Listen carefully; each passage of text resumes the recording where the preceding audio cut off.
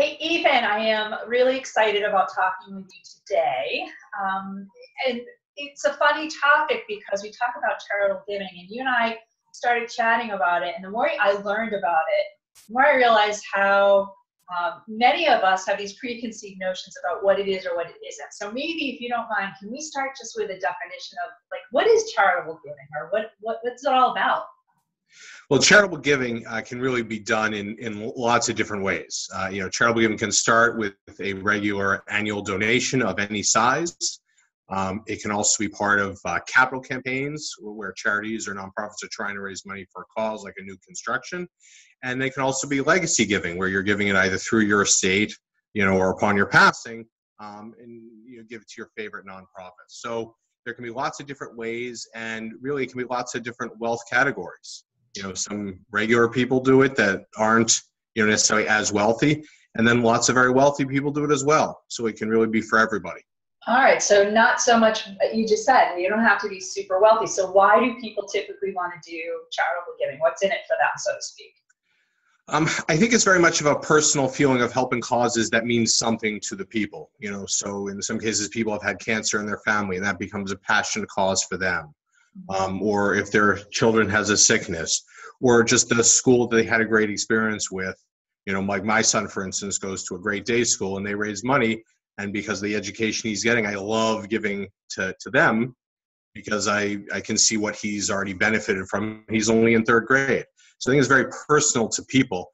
But on the mental side, I'll really turn it back to you and sort of what it does mentally for people. But it's wonderful. Right. Well, of course, giving to a charity, you feel like you're giving, and that's a confidence boost for sure. I think that, people who are writing checks at the end of the year, $50 here, $100 here, great. It's a good little kicker, if you will, to your confidence. But you're talking about doing something as a legacy basis. So maybe, talk to me when people come to you and they're interested in doing it. Like, not only why, but what are their concerns about doing a long-term legacy gift? Sure.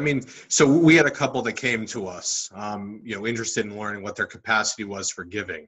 And through a couple months of developing a relationship with them, having some good meetings, we actually really learned that it wasn't just charitable giving that was sort of one of their concerns. They were really concerned also about making sure they had enough money to retire on and live comfortably. And then they wanted to make sure they were going to leave a nice amount to their kids that they would be very proud to leave.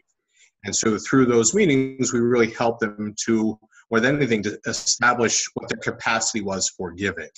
And really, once we did that, and along the same lines that, that capacity, has to do with retirement planning and giving, they became very comfortable on all three fronts. And then it made it much easier for them to want to implement, a large legacy gift, to their favorite nonprofits, that they were very comfortable with and very proud of.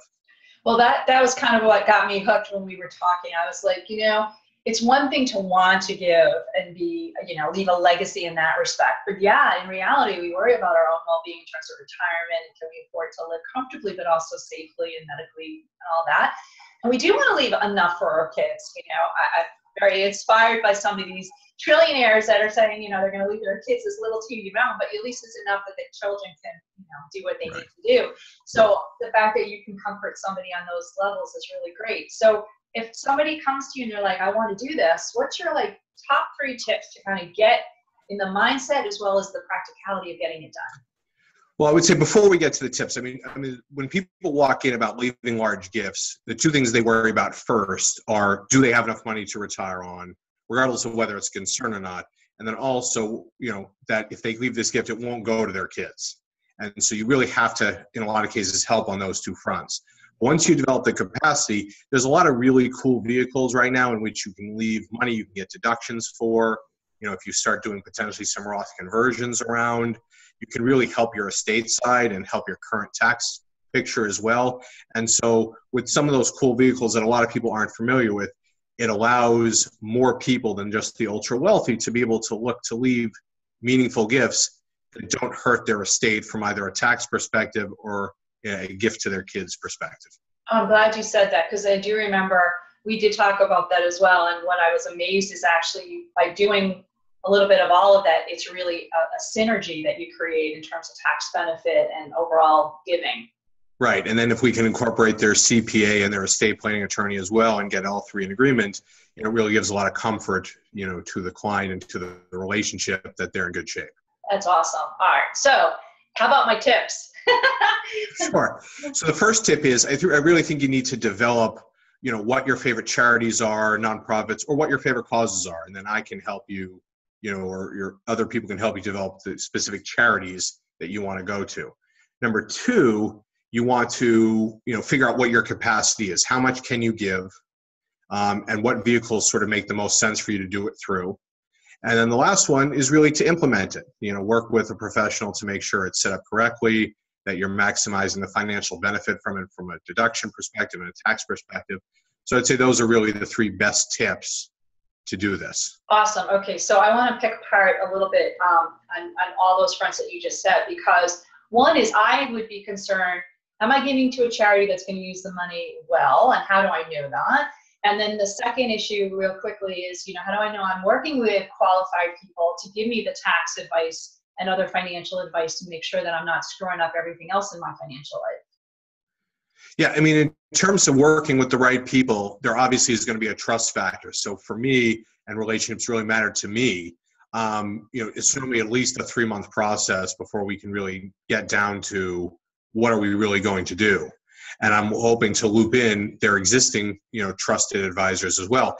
If they don't really have any, the best thing for them to do is really ask their friends. Ask their friends, who do they use? Who do they have good experiences with? Because when you're dealing with this much dollars involved and potentially irrevocable gifts to charities, you really want to make sure that you're working with people that you do trust. Are there people, you specialize in charitable giving as a financial advisor. Are there lots of people like you out there? Not that I've seen, no. CPAs do this, certainly estate planning attorneys done, but I really haven't seen a lot of financial advisors sort of focus a lot of their practice on charitable giving. All right, so back to the original piece two, in terms of the charity. Do we look for charities that have endowment programs, or does it matter? It can matter. I would say the best thing to look for is charities that have longer track records in terms of being around. Because, for charities that have only been around for a couple of years, if you're giving an annual gift to them, that's okay because, the money's immediately being used for them. But when you're thinking about a legacy gift, and, my parents, are around 70, even if they were to do one, they might not give it to the charity. Charity might not get it for 20 to 30 years. And so you really have to be confident that the charity will be around at that time. So you really want one that has a longer track record. So endowments help because that, gives more longevity to the charity.